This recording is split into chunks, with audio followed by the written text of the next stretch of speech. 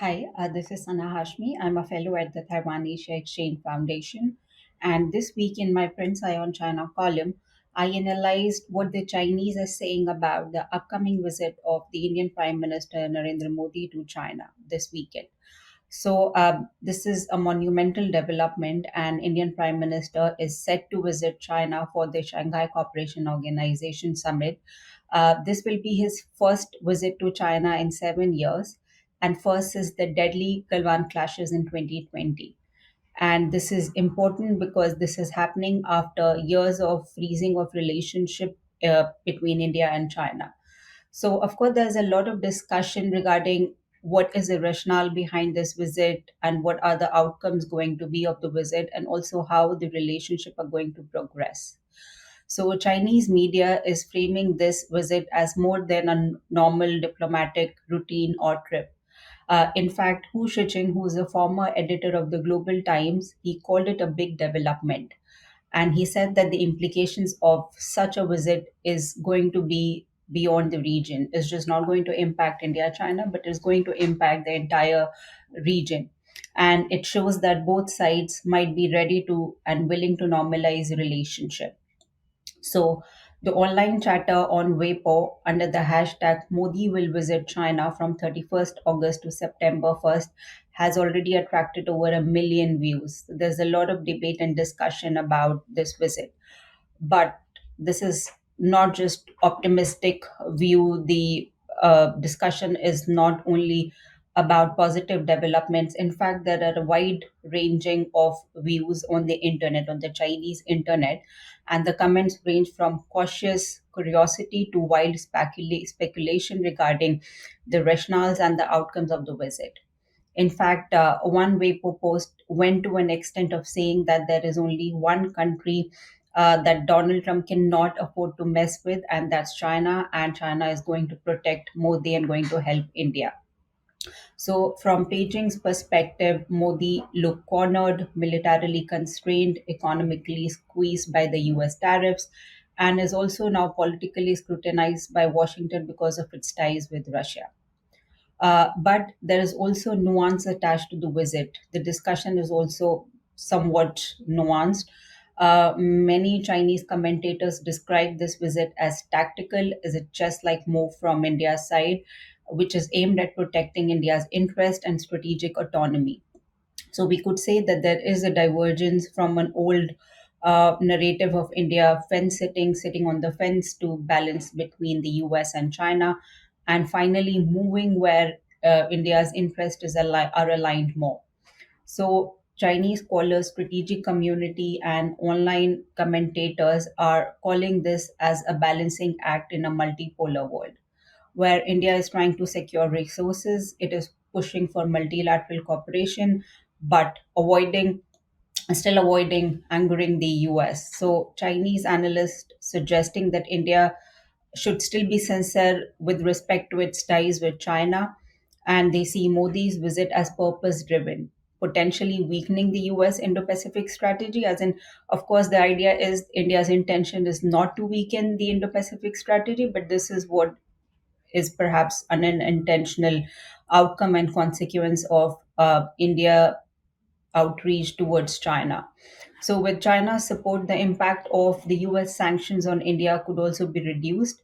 There was this one comment that summed up this perspective from China that India is not leaning towards China. Modi is actually, by visiting China, by talking to the Chinese, Modi is reminding the US not to push him, not to really strangle India. Otherwise, he can also choose sides like he did with the US before. But it's just not about India. There's also some discussion about the regional dynamics. And when we talk about regional dynamics, of course, we know where it is going. It is about Pakistan. So there is also some kind of assurance on the internet, on the Chinese internet, to the ironclad brother Pakistan. So there are in fact some commentaries that are highlighting that Wang Yi's visit to Pakistan this month, just after his visit to India and after the special representative talks, it actually stressed that China cannot afford to lose Pakistan just because it is trying to normalize, stabilize ties with India. Uh, and of course, the emphasis that Pakistan remains one of the important, in fact, I would say the most important partners, friend for China in the region. So it has to be very cautious with respect to its outreach towards India as well. But despite all this, there is a question that is still dominating the expectations of how the relationship is going to progress. So there was this one comment that actually sums up the mood in China with respect to this much talked about thaw reset in the relationship. And there was this urge um, to perhaps not to rely on India too much. And the comment was that it is unrealistic to expect India to fully side with China. So this is actually one of the common assertions from commentaries that no matter what is happening, there is a lot of optimism, there are a lot of development that are happening in the region between India and China, but then it is highly unlikely that India would actually side or stand with China. So now coming to the scholarly views, how the strategic community is viewing Modi's visit and India-China relationship. So, a professor from the Fudan University, Lin Minwang, he points to contradictions with respect to India-China policy. He said that India wants China to balance the US, but cannot really shake its Cold War mentality, Cold War mindset. And there were a number of analysts who also pointed towards what they call as geo-competitive mentality of India. And by that, they mean that India is still going ahead with advancing, forging security ties with Japan, Philippines, and the recently concluded maritime exercise with the Philippines show that India is still very much into its geo-competitive mentality. And in fact, Lin Minwang, if I may go back to him, he's also someone who has been very hawkish on India, who has also uh, shown lack of trust in India-China relationship. So, in fact, he's one of the most hawkish scholars within the Chinese strategic community on India, both in the Chinese media as well as in English media. So, of course, his idea is very much that India cannot be trusted and India will continue with its Cold War, so called Cold War mentality when it comes to China and the Indo Pacific. But then there are other scholars such as Su Hao, who's from China Foreign Affairs University, who notes that China is being sincere about outreach to India. And some of the examples include the recent lifting of restrictions on rare earth minerals, fertilizers. These all signal towards potential cooperation and Chinese sincerity. But then these efforts would only yield results if India also acts sincerely.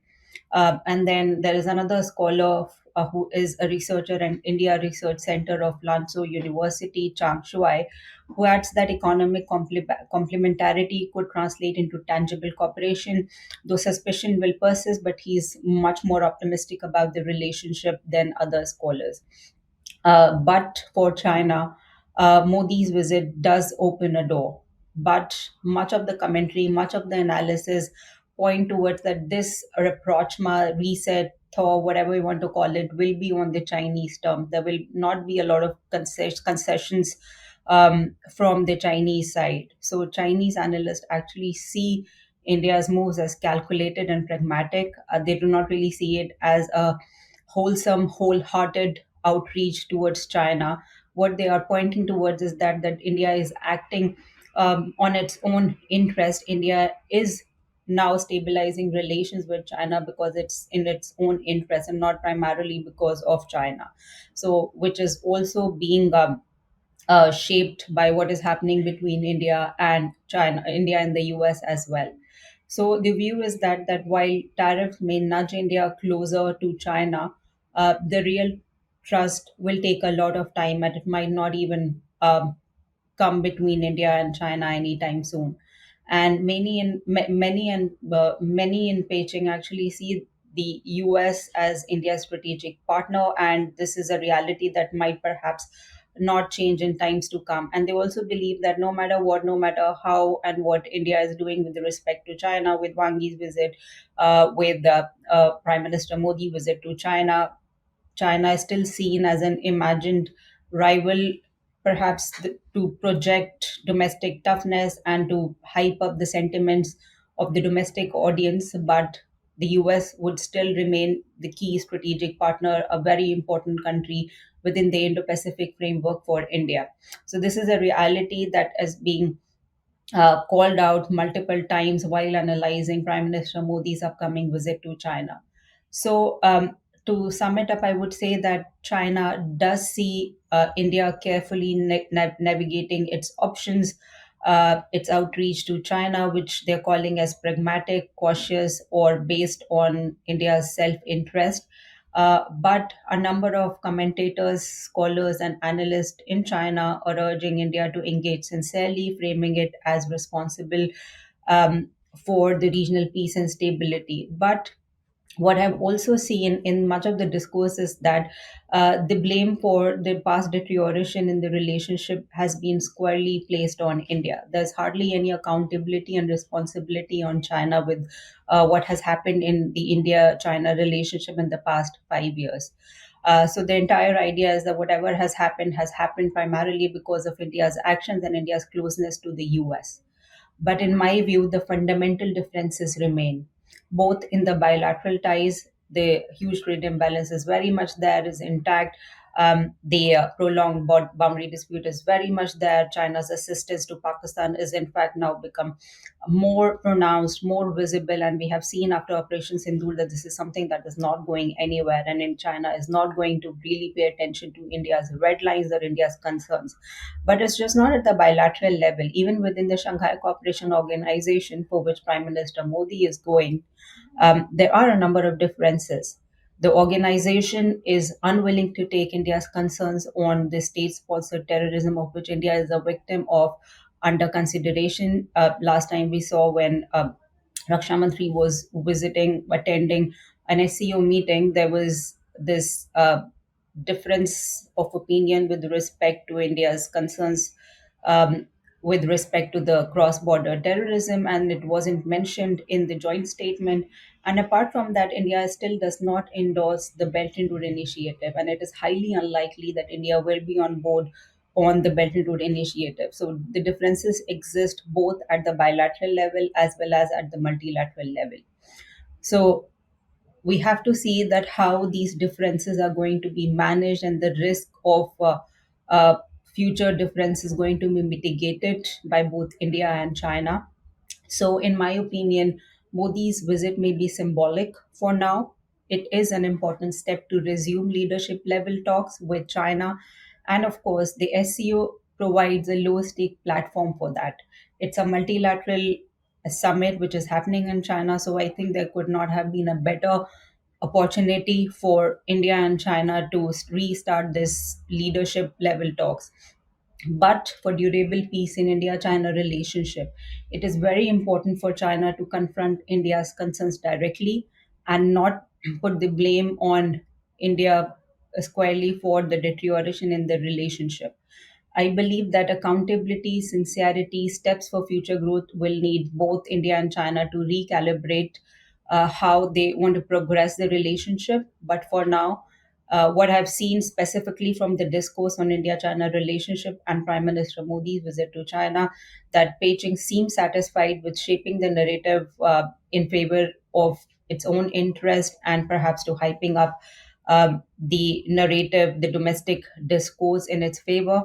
Uh, but even though the ground realities, I feel that perhaps it been impacted by the narrative, but I do believe that it will still need much more than the narrative shaping. And what is required right now for India China relationship to uh, reach the next level is, of course, serious work and efforts, and also China to realize that India's concerns and red lines are as important as China's. Thank you for watching. I'll see you next time.